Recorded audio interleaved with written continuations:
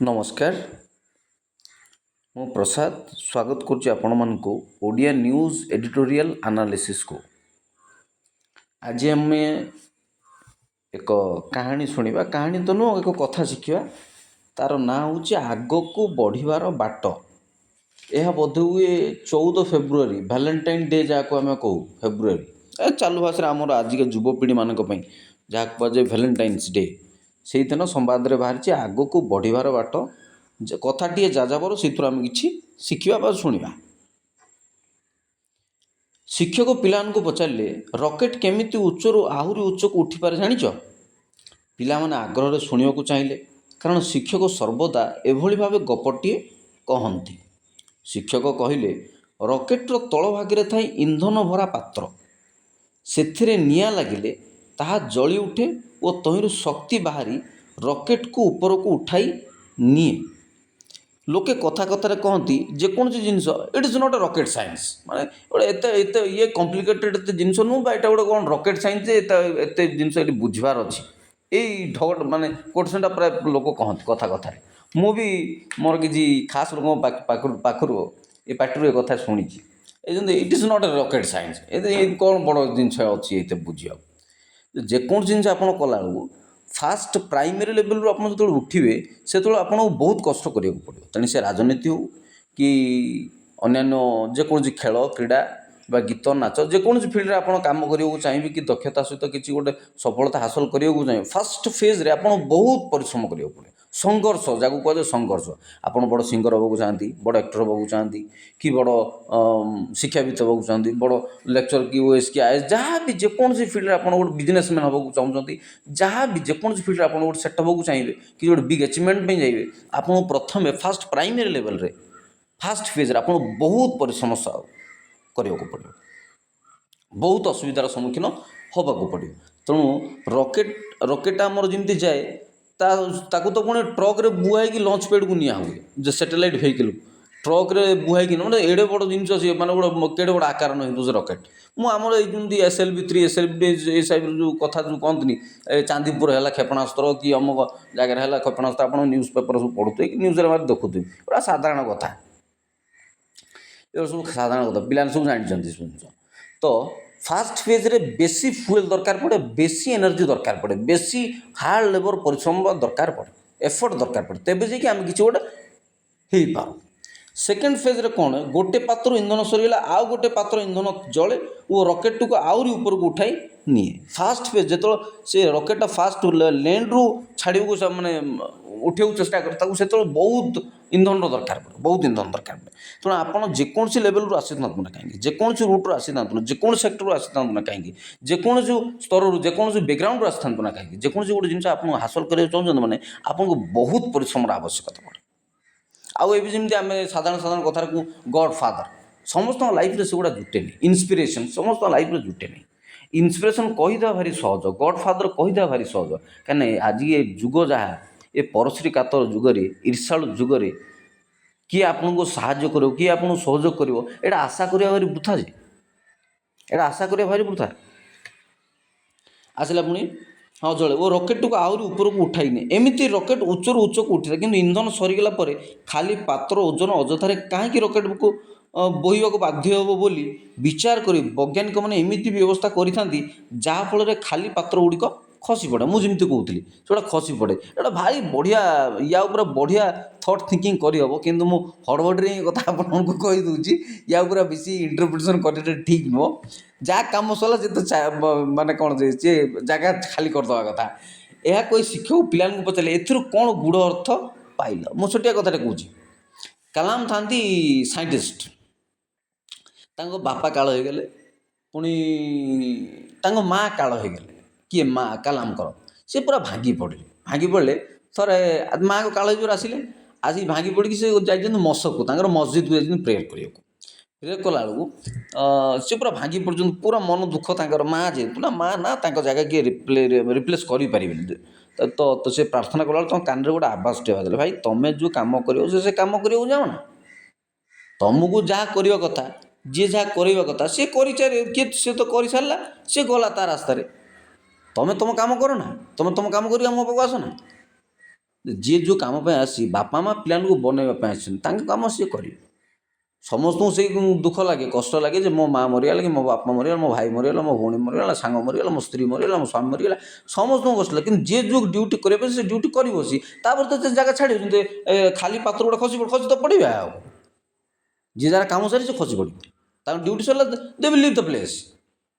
ସେ ତାଙ୍କ ସ୍ଥାନ ଛାଡ଼ି ପଳାଇବେ। ରହିବେ କି? ଦୁନିଆରେ କେହି ରହିବେନି। ତେଣୁ ଗୋଟେ ମୋର ସାଙ୍ଗ ଜଣେ ଭାରି ବଢ଼ିଆ କଥାଟା କହିଥିଲେ, ମୋର ଜଣେ ବନ୍ଧୁ, ରହି ନାହିଁ କିଏ ରହିବେ ନାହିଁ, ଭବ ରଙ୍ଗଭୂମି ତଳେ ସର୍ବେ ନିଜ ନିଜ ଅଭିନୟ ସାରି ବାହୁଡ଼ିବେ କାଳ ବଳେ। ସମସ୍ତେ ମରିବା, ବାପା ମରିବେ, ମା ମରିବେ, ମୁଁ ମରିବି, ଆପଣମାନେ ମରିବେ, ସ୍ତ୍ରୀ ମରିବେ, ପିଲାଛୁଆ ମରିବେ, ସାଙ୍ଗସାଥି ମରିବେ, ଭାଇ ଭଉଣୀ ମରିବେ, ସମସ୍ତେ ମରିବା, କେହି ରହିବେ କି ନାହିଁ। ତେଣୁ କିଏ ସେକ୍ସପିୟର ନା ଟଲ୍ସରେ କିଏ ଗୋଟେ କ'ଣ ମନେ ପଡ଼ୁନି, ଦୁନିଆ ଏକ ରଙ୍ଗମଞ୍ଚ, ଆମେ ସବୁ ଅଭିନୟ କରିବାକୁ ଆସିଛେ। ସେ ନିଜ ନିଜ ଅଭିନୟ ସାରିକିରି ଚାଲିବାକୁ ପଡ଼ିବ, ଚାଲିବାକୁ। କିଏ ରହିବେ କି? କେହି ବି ରହିବେ। ତେଣୁ କୁହାଯାଏ ମହିମଣ୍ଡଳେ ମର୍ତ୍ତ୍ୟମଣ୍ଡଳେ ଦେହ ବହି ଦେବତା ହେଲେ ହେଁ ମରଇ। ସମସ୍ତଙ୍କୁ ମରିବାକୁ ହିଁ ପଡ଼ିବ। ସେ ରାମ ହୁଅନ୍ତୁ, ଯୀଶୁ ହୁଅନ୍ତୁ, ଆଲ୍ଲାହ ହୁଅନ୍ତୁ, ଯିଏ ମହମ୍ମଦ ହୁଅନ୍ତୁ, ଯିଏ ହେଉଛନ୍ତି, ବୁଦ୍ଧ ହୁଅନ୍ତୁ, ଯିଏ ହେଉଛନ୍ତି ହୁଅନ୍ତୁ, ସମସ୍ତେ ନିଜ ନିଜ କାମ ସାରିକି ବାହୁଡ଼ିବାକୁ ପଡ଼ିବ। ଏଇଟା କାଳର ନିୟମ, ସୃଷ୍ଟିର ନିୟମ। ଜନ୍ମ ମାତ୍ରେ ମୃତ୍ୟୁ ଚିର ସତ୍ୟ ପରା। ଜନ୍ମ ହେଇଛି ମାନେ ସେ ମରିବ। ତେଣୁ ପିଲାମାନେ ନୀରବ ରହିଲେ, ଶିକ୍ଷକ କହିଲେ ଜୀବନରେ ଦୁଃଖ କଷ୍ଟ ଆମକୁ ଜଳାଏ। ଦୁଃଖ କଷ୍ଟ ଆମକୁ ଜଳାଏ। ମୁଁ କହୁଛି ଦୁଃଖ ରୂପ ଅଗ୍ନିରେ ହିଁ ଆପଣ ଯେତେବେଳେ ସେକି ହେବେ, ଯେତେବେଳେ ଆପଣ ପୋଡ଼ିବେ, ତେଣୁ କୁହାଯାଏ ସୁନାକୁ ଯେତିକି ଜାଳିବ ସେତିକି ତା'ର ଔଜ୍ଜଲ୍ୟତା, ସେତିକି ତା'ର କ'ଣ ଯେ ତା'ର ସ୍ୱଚ୍ଛତା ବା ତା'ର ଅରିଜିନାଲିଟି ଟେଷ୍ଟ କରାଯାଏ। ସୁନାରେ କେତେ ରାମି ଅଛି, ଆମ ଗାଉଁଲି ଭାଷାରେ ମଧ୍ୟ ରାମି ଅଛି, କେତେ ଖାଦ ଅଛି, ତାକୁ ପୋଡ଼ିଲେ, ତାକୁ ଜାଳିଲେ ହିଁ ଜଣାପଡ଼େ। ତେଣୁ ମଣିଷ ବି ଜାଳିଲେ ହିଁ, ତା ଦୁଃଖ କଷ୍ଟ ରୂପ ଅଗ୍ନିରେ ଜଳିଲେ ହିଁ ତା ଭିତରେ କେତେ ସ୍ୱଚ୍ଛତା ଅଛି, କେତେ ତା'ର ପ୍ୟୁରିଟି ଅଛି, ତା ଜଣାପଡ଼େ। ଦୁଃଖ କଷ୍ଟ ଆମକୁ ଜଳାଏ। ସେଇ ଜ୍ୱଳନ କିନ୍ତୁ ଆମକୁ ଶକ୍ତି ଦେଇ ଅଧିକ ଶକ୍ତିଶାଳୀ କରେ। ଯାତନା, ଦୁଃଖ କଷ୍ଟ ଆମକୁ ଅନୁଭୂତି, ଆମର ବିବ୍ଲିକାଲ ଲିଟରେଚର ଲେଖାଯାଏ ଦୁଃଖ ରୂପକ ବିଦ୍ୟାଳୟରୁ, ଅନୁଭୂତିରୁ ହିଁ ମଣିଷ ଅଧିକ ଶକ୍ତିଶାଳୀ ହୁଏ। ଯୀଶୁଙ୍କୁ ମଧ୍ୟ କମ୍ କଷ୍ଟ ସହିବାକୁ ପଡ଼ିନି। ସେ ଭଗବାନଙ୍କୁ ମଧ୍ୟ ବହୁତ କଷ୍ଟ ସହିବ। ସେ ରାମ ହୁଅନ୍ତୁ, ଯୀଶୁ ହୁଅନ୍ତୁ, ଯିଏ ହେଉଛନ୍ତି ହୁଅନ୍ତୁ, ବହୁତ କଷ୍ଟ ସ୍ୱୀକାର କରିବାକୁ ପଡ଼ୁଛି। ରାମ 14 ବର୍ଷ ବନବାସ ଗଲେ, କେମିତି ଖାଇଲେ, କେମିତି ପିଇଲେ, କେମିତି ବଞ୍ଚିଲେ, ଦିଦିଟା ପୁଅଙ୍କୁ କେମିତି ବଞ୍ଚିଥିବେ ସେ ଚିନ୍ତା କରନ୍ତୁ। ସେ ରାଜା, ଯୀଶୁ ମଧ୍ୟ ଗୋଟେ ରଜା। ଯୀଶୁଙ୍କୁ ବି ଲୋକ ରଜା କରିବାକୁ ଚାହିଁଲେ, କାହିଁକି? ତାଙ୍କ କଥା ଶୁଣିକି। ଜିହୁଦୀମାନଙ୍କ ରଜା ଇଏ ବୋଇଲେ। ସେ ଖଜୁରୀ ପର୍ବ ଏବେ ତ ଆଗୁଆ ଆସିବ, ଏପ୍ରିଲ ମେ କ'ଣ ଏପ୍ରିଲ ନା ମେ ମାସ ନା ମାର୍ଚ୍ଚ ମାସରେ ଆସିବ। ଏ ଜିହୁଦୀମାନଙ୍କ ରାଜା, ତାଙ୍କୁ ଯେତେବେଳେ ଲାଷ୍ଟ ଟାଇମ୍ ତାଙ୍କୁ ଜଜମେଣ୍ଟ କରାହେଲା, ତାଙ୍କୁ ହେରୋଦନ ପିଲାତ ପାଖକୁ ନିଆହେଲା। ସିଏ କହିଲେ ତମେ କ'ଣ ଜିହୁଦୀମାନଙ୍କ ରାଜା? ସେ ହେରୋଦନ ପିଲାତ ପଚାରିଲେ, କହିଲେ ମୁଁ କେତେବେଳେ କହିଲି ଭାଇ? ତମେ ତ କହୁଛ, ମୁଁ କେତେବେଳେ କହିଲି? ତମକୁ କିଏ କହିଲା? ନା ଲୋକ କହିଲେ। ଆଉ ଲୋକକୁ ପଚାର, ମୁଁ ଜିହୁଦୀର ରଜା ନା କାହାର ରଜା? ସେ ଲୋକକୁ ପଚାର, ମୁଁ କେତେବେଳେ କହିଲି ଭାଇ? ତମେ ତ କହୁଛ, ମୁଁ କେତେବେଳେ କହିଲି? ଯେ ସେଭଳିଆ କଥା। ଯୀଶୁଙ୍କୁ ମଧ୍ୟ ଲୋକ ରାଜା କରିବାକୁ ଚାହିଁଲେ ତାଙ୍କ କଥା ଶୁଣିକି। ରାମ ମଧ୍ୟ ଜଣେ ରଜା। ରାମ ଯିବେ ବନବାସ ଗୀତ ଅଛି, ଗୀତ ମୋର ମନେ ପଡ଼ିଲା। ଏମିତି ଲୋକ, ଗାଁ ଗହଳି ଲୋକ କହନ୍ତି ଗୋଟେ ଗମାତରେ, ରାମ ଯିବେ ବନବାସ। ଆଉ ବନବାସ ନଗଲେ କେମିତି ହେବେ? ସେ ବନବାସ ଗଲେ ବୋଲି ରାମ ଭଗବାନ ହେଲେ, ନହେଲେ ରାଜା ଆଜ୍ଞା ହେଇକି ରହିଯାଇଥାନ୍ତେ। ଯଦି ରାମ ରାଜ୍ୟ କରିଥାନ୍ତେ, ରାମ ରାଜା ହେଇକି ରହିଯାଇଥାନ୍ତେ, ଭଗବାନ ହେଇପାରିନଥାନ୍ତେ। କିନ୍ତୁ ରାମ ଯେହେତୁ ବନବାସ ଗଲେ, 14 ବର୍ଷ ବନବାସ, ସେ କୈକେୟୀ, କୌଶଲ୍ୟା, ଆଉ କ'ଣ ତା ନାଁ ମନେ ପଡ଼ୁନି, ତାଙ୍କର ସବୁ ଫିକର ଫନ୍ଦି ହେତୁ ରାମକୁ ଯେଉଁ ବନବାସକୁ ଯିବାକୁ ପଡ଼ିଲା, ସେଇ ହେତୁ ସେ ରାଜାରୁ ରାଜା କଥା ଛାଡ଼ନ୍ତୁ, ସେ ହି ବିକମ୍ ସେ ଗଡ୍, ସେ ଗୋଟେ ଭଗବାନ ହେଇଗଲେ। ତେଣୁ ସେଇ ଜ୍ୱଳନା କିନ୍ତୁ ଆମକୁ ଶକ୍ତି ଦେଇ ଅଧିକ ଶକ୍ତିଶାଳୀ କରେ। ଆମେ ଆଗକୁ ବଢ଼ିବା ଲାଗି ନିଜକୁ ଆହୁରି ଦୃଢ଼ କରିପାରୁ। କିନ୍ତୁ ଆଗକୁ ବଢ଼ୁଥିବା ବେଳେ ଯଦି ସେଇ ଦୁଃଖ କଷ୍ଟ ଆମକୁ ଭାରାକ୍ରାନ୍ତ କରି ରଖେ, ତେବେ ତାହା ଆମର ଅଗ୍ରଗତିକୁ ଶିଥିଳ କରିଦିଏ। ଆମର ଖ୍ରୀଷ୍ଟିଆନ ଲିଟରେଚର ଗୋଟେ କଥା ଅଛି, ହତାଶ ଲୋକକୁ ପ୍ରଭୁ କେବେ ବ୍ୟବହାର କରିପାରନ୍ତି। ହତୋତ୍ସାହିତ, ନିରୁତ୍ସାହିତ, ହୋପଲେସ୍, ଆମ ଗାଁଉଲି ଭାଷାରେ ହୋପଲେସ୍, ମାନେ ସବୁବେଳେ ନକାରାତ୍ମକ ଚିନ୍ତାଧାରା, ହେଇପାରିବନି, ହେବନି, କରିପାରିବନି, ଏମିତି ଲୋକକୁ ପ୍ରଭୁ କେବେ ବ୍ୟବହାର କରନ୍ତିନି। ଗୋଟେ ଉତ୍ସାହୀ ହେଇଥିବା ଦରକାର। ସେତେ ସାଧାରଣତଃ ଲୋକ ଭାବନ୍ତି ଏକ୍ସାଇଟମେଣ୍ଟ ନୁହଁ, ସେ ଗୋଟେ ଉଦ୍ଦୀପନା ଥିବା ଦରକାର, ଗୋଟେ ଉତ୍ସାହ କରିବା, ହେବ, ପଜିଟିଭ୍ ଚିନ୍ତାଧାରା, ସକାରାତ୍ମକ ଚିନ୍ତାଧାରା ଥିବା ଦରକାର। ଗୋଟେ ଲୋକ ଭିତରେ ହେବ ତ, କରିବା ତ, ନହେବ କାମ। ତେଣୁ କୁହାଯାଏ impossible itself says I am possible. Impossible କହିଲେ ଫୁଲ୍ ମାନଙ୍କ ଡିକ୍ସନାରୀରେ ଲେଖାଯାଏ ବୋଲି କୁହାଯାଏ। ଫୁଲ୍ ମାନଙ୍କ ଡିକ୍ସନାରୀ, ମୂର୍ଖମାନଙ୍କ ଡିକ୍ସନାରୀ ଥାଏ ଇମ୍ପସିବଲ୍, ଆଇ ଏମ୍ ପସିବଲ୍ ପରା। ଯେଉଁଦିନ ରାଇଟ୍ ବ୍ରଦର୍ସ ରକେଟ୍ ଉଡ଼େଇଲେ କି ଜାହାଜ ଉଡ଼େଇଲେ କି ମୋବାଇଲ ଫୋନ୍ ଗାଳିଲେ କି କ'ଣ ସେଟା ମାର୍କୋନି ନା କ'ଣ ରେଡ଼ିଓ ତରଙ୍ଗ ତିଆରି କଲେ କି ଟେଲିଭିଜନ ଜନ ବେଡ଼ କଲେ କି ଯାହା ମଣିଷ ଉଡ଼ିଲା କି ବୁଡ଼ିଲା କି ଛିଡ଼ିଲା ଜାହାଜ ପାଣିରେ ଭାସିବା ଜିନିଷ ତିଆରି କଲେ, ଯାହା ବି ସବୁ ଜିନିଷ ସବୁବେଳେ ସେ ସମୟରେ ଲୋକଙ୍କୁ ଅସମ୍ଭବ ହିଁ ଲାଗୁଥିଲା। ସେଇଟା ସମ୍ଭବ ହେଇପାରିଛି କି ନାହିଁ? ହେଇପାରିଛି କି ନାହିଁ?